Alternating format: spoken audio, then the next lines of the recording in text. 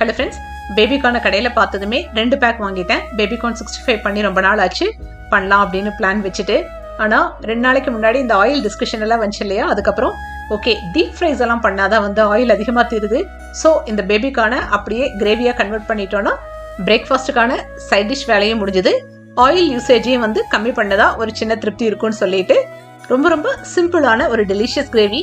பேபிகார்னை குட்டி குட்டியாக கட் பண்ணிட்டு கொதிக்கிற தண்ணியில் போட்டு ஒரு 2 நிமிஷத்துலேருந்து 3 நிமிஷம் கொதிக்க வச்சு பிளான்ச் பண்ணி எடுத்து வச்சுக்கலாம் செப்பரேட்டாக.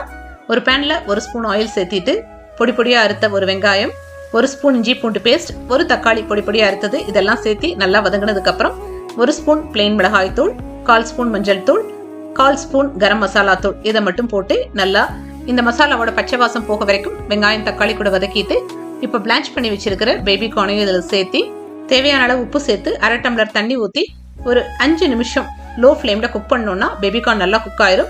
இறக்கிறதுக்கு முன்னாடி ஒரு 10 முந்திரியை நல்லா ஊற வச்சு பேஸ்ட் மாதிரி அரைச்சி அதில் சேர்த்துட்டு ஃபைனலாக கஸ்தூரி மெத்தியை க்ரஷ் பண்ணி அதில் சேர்த்து கொத்தமல்லி தலையும் கொஞ்சம் போட்டு இறக்கணும்னா சூப்பர்பான பேபிகார்ன் கிரேவி ரெடி.